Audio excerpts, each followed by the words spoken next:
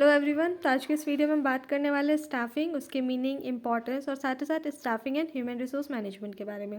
तो वीडियो के एंड तक ज़रूर बने रहें। तो जैसा कि हम लोग जानते हैं स्टाफिंग क्या होता है, वो थर्ड स्टेप होता है, थर्ड स्टेज होता है। पहला और दूसरा क्या होता है, पहला होता है प्लानिंग और दूसरा होता है ऑर्गेनाइजिंग। जिससे रिलेटेड मैंने ऑलरेडी वीडियो बना रखा है, लिंक डिस्क्रिप्शन बॉक्स में जा करके वो दोनों वीडियोस ज़रूर देखिएगा ताकि आपको प्लानिंग और ऑर्गेनाइजिंग पूरी तरह से क्लियर हो सके। तो चलिए बात करते हैं स्टाफिंग के बारे में। तो हर ऑर्गेनाइजेशन में क्या होता है, फिज़िकल रिसोर्स होता है और साथ ही साथ क्या होता है, फिज़िकल रिसोर्स के साथ फाइनेंशियल रिसोर्स भी होता है। फाइनेंशियल रिसोर्स और फिज़िकल रिसोर्स हर ऑर्गेनाइजेशन में होता है। पर इसके अलावा भी एक रिसोर्स होता है ऑर्गेनाइजेशन में, उसको क्या बोला जाता है, ह्यूमन रिसोर्स। अगर मान लीजिए कोई ऑर्गेनाइजेशन है, उसके पास फाइनेंस बहुत ज़्यादा है, बहुत अच्छा फाइनेंस है, साथ ही साथ उसमें क्या होता है कि मशीनरी भी है और जो भी टूल्स वगैरह चाहिए सब कुछ है, मतलब मनी भी है और मशीनरी भी है। पर अगर मान लीजिए वहाँ पे ह्यूमन ही नहीं रहेंगे तो क्या वो ऑर्गेनाइजेशन कभी सक्सेस कर पाएगा? बिल्कुल भी नहीं, क्योंकि उसके लिए क्या चाहिए, efficient, qualified, talented, skill human resource का होना ज़रूरी हो जाता है। तो जो भी हार्ड वर्किंग एफिशिएंट पीपल होते हैं वो एक ऑर्गेनाइजेशन के लिए क्या होते हैं, इंपॉर्टेंट एसेट होते हैं। और इसीलिए क्या होता है कि ऑर्गेनाइजेशन का सक्सेस किस पर डिपेंड करता है कि अगर आपके पास राइट पर्सन है और राइट जॉब पोजीशन उसको दिया गया है, तभी ऑर्गेनाइजेशन क्या करेगा, सक्सेस कर पाएगा। क्लियर है? तो मतलब क्या है, ये थर्ड स्टेप है प्लानिंग और ऑर्गेनाइजिंग के बाद। अब चलिए इसके मीनिंग के बारे में जान लेते हैं कि इसका मीनिंग क्या है। Staffing involves finding the right person for the right job, having the right qualification, doing the right job at the right time. यहाँ से आप लोग क्लियर हो गया स्टाफिंग होता क्या है। स्टाफिंग का मतलब होता है कि राइट पर्सन को चुनना, राइट जॉब के लिए चुनना, उसका उसी के अकॉर्डिंग क्या होना चाहिए, क्वालिफिकेशन होना चाहिए और उसी के अकॉर्डिंग उसको काम दिया जाना चाहिए।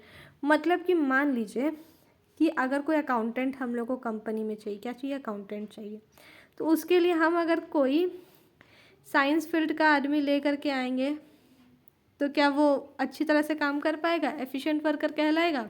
नहीं कहलाएगा, क्योंकि हमको मालूम है कि अकाउंटेंट जो है वो क्या हो सकता है, कॉमर्स बैकग्राउंड का होना चाहिए उसको, तभी वो क्या कर सकता है, काम को अच्छी तरह से कर पाएगा। अब वही अगर मान लीजिए कि कंपनी जो है वो एक एमबीए को हायर किया, किसको हायर किया, एमबीए कैंडिडेट को हायर किया, और उसको क्या बोलता है, उसको बोलता है कि आपको क्या करना है, मेडिसिन्स बनाना है। तो क्या एमबीए कैंडिडेट को पता है मेडिसिन कैसे बनाया जाता है? या अगर मान लीजिए एमबीए कैंडिडेट को बोला जाए कि एक पेशेंट का आपको ध्यान रखना है या ट्रीटमेंट करना है, तो क्या उस एमबीए कैंडिडेट के लिए पॉसिबल है? बिल्कुल भी नहीं। तो स्टाफिंग का यही काम होता है कि राइट पर्सन को चूज़ करना राइट जॉब के लिए, उसके पास उसी के अकॉर्डिंग क्या होना चाहिए, क्वालिफिकेशन होना चाहिए और उसी के अकॉर्डिंग उसको काम दिया जाना चाहिए, तभी वो क्या होगा, ऑर्गेनाइजेशन के सक्सेस में एक मेजर रोल प्ले करेगा। क्लियर है इतना? अब इसका नेक्स्ट है इसका डेफिनेशन। डेफिनेशन क्या है, स्टाफिंग और human resource management is the recruitment, selection, development, utilisation, compensation and motivation of human resource in the organisation. यह है फ्रेंच वेंड्रेल के अकॉर्डिंग। तो स्टाफिंग क्या होता है, सबसे पहले हम लोग क्या करते हैं, रिक्रूट करते हैं, मतलब कि अपॉइंट करते हैं, सेलेक्ट करते हैं, फिर उसके बाद क्या करते हैं, डेवलप करते हैं, फिर यूटिलाइज करते हैं, फिर कॉम्पनसेट करते हैं और फिर मोटिवेट करते हैं ह्यूमन रिसोर्स को। मतलब स्टाफिंग जो है वो एक कोई छोटा सा प्रोसेस नहीं, स्टाफिंग एक बहुत बड़ा प्रोसेस है जिसमें कि क्या होता है, ये सारी चीज़ें इन्वॉल्व होती है। स्टार्टिंग क्या होता है, रिक्रूट करने से, और लास्ट होता है उनको मोटिवेट करना, उनका क्या हो, डेवलपमेंट कराना। तो सारी चीज़ें क्या होती है, स्टाफिंग में इंक्लूड होती है। अगर हम लोग पहले के ज़माने या ट्रेडिशनल वे की अगर हम लोग बात करें तो उस समय क्या होता था, स्टाफिंग जो है वो बहुत छोटा होता है, उसका रोल एक बहुत छोटा होता था, मतलब कि किसी को भी हायर कर दी, स्टाफिंग प्रोसेस क्या हुआ, कंप्लीट हो गया। अगर ट्रेडिशनल की बात की जाए तो ट्रेडिशन जो हम लोग का पहले था उसके अकॉर्डिंग। पर आज का अगर डेट देखें जहाँ पे क्या हो रहा है, बहुत ज़्यादा फास्ट चेंजेस आ रहे हैं, टेक्नोलॉजीज़ ग्रो कर रही है, बहुत फास्ट क्या हो रहा है, सब चीज़ चेंजेस हो रहा है। तो उस केस में क्या हो रहा है कि सिर्फ अपॉइंट करना किसी को स्टाफिंग नहीं होता है, उससे भी बहुत ज़्यादा होता है, उसको सेलेक्ट करना, उसको ट्रेन करना, डेवलप करना, उनको कंपनसेशन देना, मोटिवेट करना, अप्रेजल देना, अच्छा कंडीशन देना, अच्छा वर्किंग कंडीशन देना, ये सारे चीज़ क्या होते हैं, स्टाफिंग में इंक्लूड होते हैं। तो क्या हो रहा है, स्टाफिंग फंक्शन जो है वो सिर्फ मतलब अपॉइंट करके मतलब अपॉइंट करने तक ही सीमित नहीं रह जाता है, वो आज बहुत बड़ा और बहुत लार्ज फंक्शन हो जाता है। इसीलिए इसको क्या बोला जा रहा है, ह्यूमन रिसोर्स मैनेजमेंट भी इसको बोला जा रहा है, क्योंकि इसमें बहुत सारा चीज़ें क्या हो रहा है, इंक्लूड हो रहे हैं। अब अगर हम लोग बात करें जैसे स्मॉल कंपनी के बारे में, तो स्मॉल कंपनी या स्मॉल ऑर्गेनाइजेशन में क्या होता है, स्टाफिंग ही एक क्या होता है, फंक्शन हो जाता है। मतलब स्टाफिंग जो है वो नॉर्मल सारे जो फंक्शंस होते हैं उसी के साथ मैनेजर के द्वारा किया जाता है। पर अगर हम लोग लार्ज ऑर्गेनाइजेशन की बात करें तो उसके लिए क्या होता है, एक सेपरेट डिपार्टमेंट होता है, एक सेपरेट वो लोग डिपार्टमेंट बनाता है ह्यूमन रिसोर्स मैनेजमेंट के नाम से, ठीक है। या तो फिर पर्सनल मैनेजमेंट डिपार्टमेंट बनाया जाता है, जहाँ पे क्या होता है कि ये जो स्टाफिंग का प्रोसेस है, ये जो इतना लेंथी प्रोसेस है उसको किया जाता है। क्लियर है कि आखिर स्टाफिंग होता क्या है। नेक्स्ट इसके बाद हम लोग बात करते हैं इसके इम्पोर्टेंस की। तो आखिर इसका इम्पोर्टेंस होता क्या है। अगर मान लीजिए जैसे कोई भी ऑर्गेनाइजेशन, उसके पास क्या है, अब कॉम्पीट करना अगर हमको किसी चीज़ से, तो मान लो मेरे पास पैसा भी है और मशीन भी है, पर अगर हम लोग के पास एफिशिएंट स्टाफ हो जाए तो क्या होगा, हमारा ऑर्गेनाइजेशन का सक्सेस रेट बढ़ जाएगा। बढ़ेगा कि नहीं बढ़ेगा। तो इसीलिए क्या होता है, स्टाफिंग का यहाँ पे बहुत इंपॉर्टेंट रोल होता है। अगर स्टाफिंग प्रॉपरली हो, स्टाफिंग अच्छी तरह से हो, तो क्या होगा, ऑर्गेनाइजेशन का सक्सेस होगा। तो चलिए जानते हैं इसका क्या क्या इंपॉर्टेंस है। सबसे पहला है कि जो भी रोल वैकेंट है, यहाँ पे वैकेंट जो जॉब पोजीशन है, उसके अकॉर्डिंग क्या करना है, राइट पर्सनल को यहाँ पे क्या करना है, रोल देना है। मतलब filling the role by obtaining competent personnel, filling the job, यहाँ पे फाइलिंग करना है रोल को। जो भी वैकेंट जॉब पोजीशन है उसको वैकेंट को क्या करना है, भरना है। किससे भरना है, तो एम्प्लॉयज़ को लाना है जो कि उसके अकॉर्डिंग एकदम परफेक्ट बैठता है, उसके पास उसके अकॉर्डिंग क्या होना चाहिए, क्वालिफिकेशन होना चाहिए। क्लियर है। नेक्स्ट है कि राइट पर्सन को देना। जॉब के लिए क्या है, रोल हम लोग खोज ही लिया, पर उसके लिए राइट पर्सन भी चाहिए। तो अगर हम लोग राइट पर्सन को चूज़ करेंगे तो क्या होगा कि उसके क्वालिफिकेशन के अकॉर्डिंग चूज़ करेंगे, तो कहीं ना कहीं क्या होगा कि ऑर्गेनाइजेशन का जो परफॉर्मेंस है वो इंक्रीज़ होगा, ऑर्गेनाइजेशन क्या होगा, सक्सेस होगा। मतलब एम्प्लॉय अगर अपना परफॉर्मेंस बढ़ाता है तो जाहिर सी बात है उसका इम्पैक्ट किस पे पड़ेगा, ऑर्गेनाइजेशन पे भी पड़ेगा, जिससे क्या होगा, ऑर्गेनाइजेशन सक्सेस करेगा। इसके बाद क्या होता है, इसी से रिलेटेड हम लोग समझ गए कि इंटरप्राइज या ऑर्गेनाइजेशन जो है वो क्या करेगा, ग्रोथ होगा, ग्रोथ ऑफ इंटरप्राइज। तो जब स्टाफिंग के थ्रू हम लोग राइट पर्सनल को हायर किए हैं राइट क्वालिफिकेशन के साथ, तो उससे क्या होगा, इंटरप्राइज का ग्रोथ होगा। नेक्स्ट है ह्यूमन रिसोर्स का अच्छी तरह से यूटिलाइजेशन करना। अब क्या है कि हम लोग अच्छा एम्प्लॉय हायर किए, ऑब्वियस सी बात है, तो इसका अगर हम लोग अच्छी तरह से प्लानिंग कर ले, अच्छी तरह से अगर एनालाइज कर ले कि हमको कैसा एम्प्लॉय चाहिए, किस तरह का एम्प्लॉय चाहिए ऑर्गेनाइजेशन में, तो उससे क्या होगा कि जो ह्यूमन रिसोर्स है उसका अच्छी तरह से हम लोग यूटिलाइजेशन कर पाएंगे। जैसे कि पहले एग्जांपल दिए थे कि अगर MBA कैंडिडेट है, उसको बोला जा रहा है क्या करने के लिए, मेडिसिन बनाने के लिए, या तो फिर पेशेंट का ध्यान रखने के लिए, पेशेंट का ट्रीटमेंट करने के लिए, तो क्या वो पॉसिबल है, कर पाएगा, नहीं। तो यहाँ पे एक तरह से क्या बोल सकते हैं कि ह्यूमन रिसोर्स मैनेजमेंट का अच्छी तरह से यूटिलाइजेशन नहीं हो पा रहा है। तो ह्यूमन रिसोर्स मैनेजमेंट का अच्छी तरह से यूटिलाइजेशन भी होना यहाँ पे बहुत ज़्यादा ज़रूरी हो जाता है कि अगर ह्यूमन रिसोर्स का अच्छी तरह से यूटिलाइजेशन होगा तभी ऑर्गेनाइजेशन क्या होगा, सक्सेस कर पाएगा। नेक्स्ट है हेल्प्स इन कॉम्पिटिंग में वो हेल्प करेगा। जैसे दो ऑर्गेनाइजेशन है, दोनों के पास मान लीजिए कि फिजिकल और फाइनेंशियल रिसोर्सेज क्या है, बराबर है, लेकिन एक ऐसा ऑर्गेनाइजेशन है जहाँ पे ह्यूमन रिसोर्स जो है वो बहुत अच्छा है, बहुत स्किल्ड है, क्वालिफाइड है, सब कुछ A1 A+ है, तो क्या होगा, उस ऑर्गेनाइजेशन का क्या होगा, सक्सेस रेट ऑब्वियस सी बात है ज़्यादा हो जाएगा एज़ कंपेरिजन टू अदर। तो ये बोला जा रहा है कि अगर कोई ऑर्गेनाइजेशन का ह्यूमन रिसोर्स अच्छा है तो वो ऑर्गेनाइजेशन क्या करेगा, अच्छी तरह से वो कम्पीट कर पाएगा मार्केट में। इसके बाद नेक्स्ट है मोराल को इंक्रीज़ करता है। क्या करता है, जो एम्प्लॉयज़ है उसका मोराल को इंक्रीज़ करता है, और साथ ही साथ क्या करता है, जॉब सेटिस्फैक्शन भी वो प्रोवाइड करता है। जैसे यहाँ पे सिर्फ ये नहीं ना हो रहा है कि हम एम्प्लॉय को सिर्फ अपॉइंट करके छोड़ दे रहे हैं, ऐसा तो कर नहीं रहे हैं। हम क्या कर रहे हैं, उसको सारा फैसिलिटीज़ दे रहे हैं, उसको ट्रेनिंग दे रहे हैं, उनको कॉम्पनसेशन दे रहे हैं, प्रमोशन दे रहे हैं, सारा कुछ दे रहे हैं। तो इससे क्या होगा, एक तरह से उसको जॉब सेटिस्फैक्शन भी मिलेगा और उनका मोराल जो है वो क्या होगा, अप होगा, वो मोटिवेट होंगे इस चीज़ से। इसके बाद नेक्स्ट है कि ये एक की है इफ़ेक्टिवनेस का, बाकी जो फंक्शंस हैं ऑर्गेनाइजेशन के उसके लिए। अब जैसे क्या है, प्लानिंग है या फिर ऑर्गेनाइजिंग की अगर हम लोग बात करें, तो कोई भी फंक्शन स्टाफिंग के बिना हो पाएगा? बिल्कुल भी नहीं। अरे जब हमारे पास ह्यूमन रिसोर्स ही नहीं रहेंगे तो प्लानिंग कहाँ से होगा, ऑर्गेनाइजिंग हम लोग क्या करेंगे? तो सबसे इम्पॉर्टेंट अगर बोला जाए तो क्या है, स्टाफिंग है।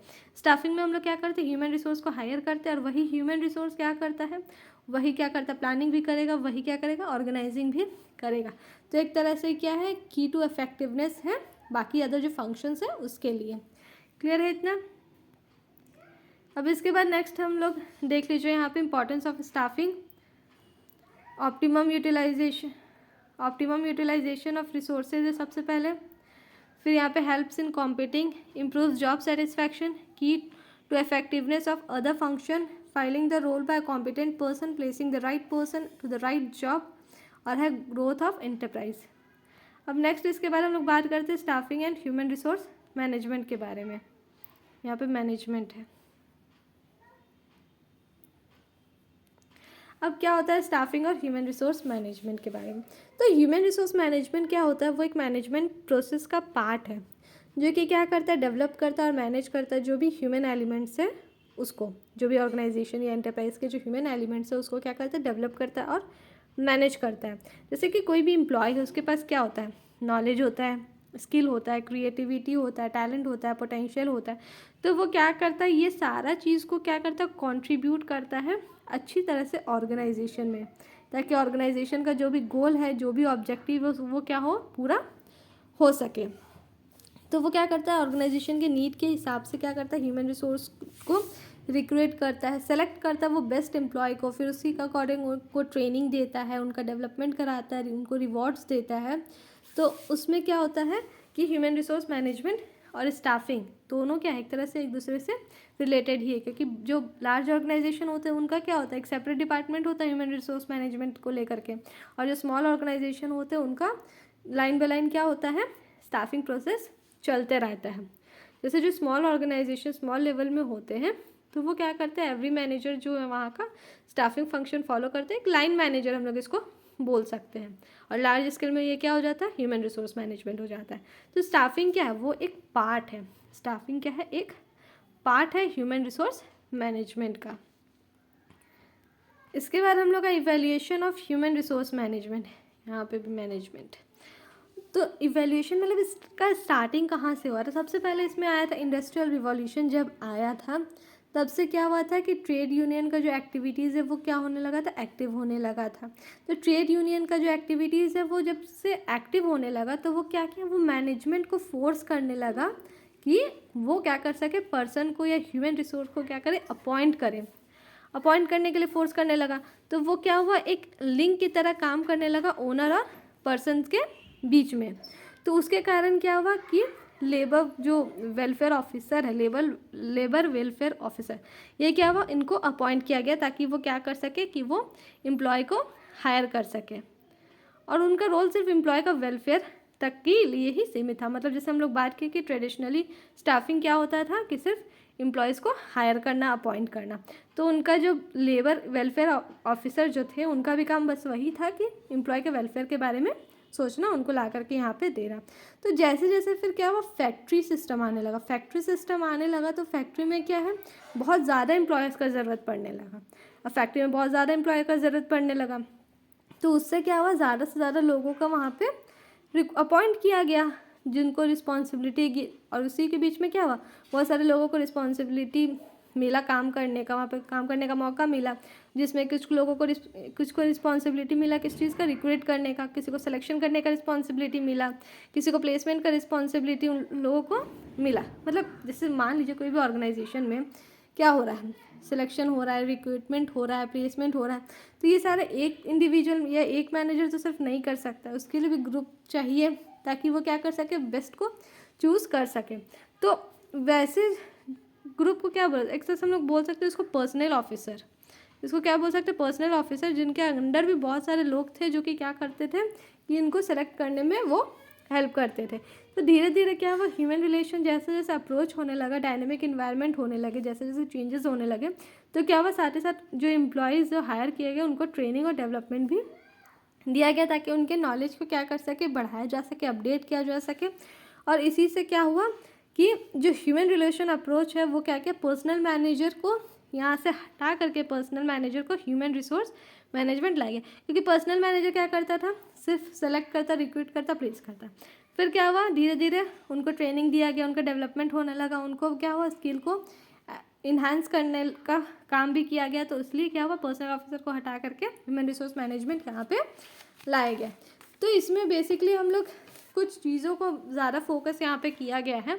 जैसे कि कुछ चीज़ों की अगर बात की जाए तो जैसे ह्यूमन रिसोर्स प्लानिंग के बारे में बात किया गया है कि जो वैकेंट जॉब पोजीशन है उसमें कितने लोग चाहिए उस वैकेंट जॉब पोजीशन को फुलफ़िल करने के लिए, वो देखना, कितने ज़्यादा लोग चाहिए, क्या क्वालिफ़िकेशन चाहिए, किस प्रोसेस में उनका रिक्रूटमेंट होगा, कैसे उनका सिलेक्शन होगा, कैसे प्लेसमेंट होगा, रिक्रूटमेंट, सिलेक्शन और प्लेसमेंट कैसे होगा उस एम्प्लॉय का। फिर उसके बाद उसका ट्रेनिंग और डेवलपमेंट के बारे में भी बात किया गया। उनको प्रॉपरली टाइम पे क्या होने लगा, फीडबैक मिलने लगा, उनके काम को लेकर के मोटिवेशन मिलने लगा। मोटिवेशन चाहे तो फाइनेंशियल फॉर्म में भी हो सकता है, फाइनेंशियल इंसेंटिव्स दे करके भी हो सकता है, या तो फिर नॉन फाइनेंशियल इंसेंटिव्स दे करके भी उनको मोटिवेट किया गया। साथ ही साथ उनको कॉम्पनसेशन भी दिया गया, रेम्यूनरेशन भी दिया गया उनके क्वालिफिकेशन को ध्यान में रख करके। फिर उनको सोशल सेफ्टी भी दिया गया, और साथ ही साथ उनके जो भी काम है उस चीज़ को ध्यान में रख करके उनको क्या है, वो उनको रिव्यू भी दिया गया कि हाँ ये जो है वो अच्छे हैं, और उसी के अकॉर्डिंग क्या होता है, उनको कॉम्पनसेशन दिया जाता है, और वही मोटिवेशन का भी एक तरह से कहीं ना कहीं उनको काम आता है। क्लियर है इतना?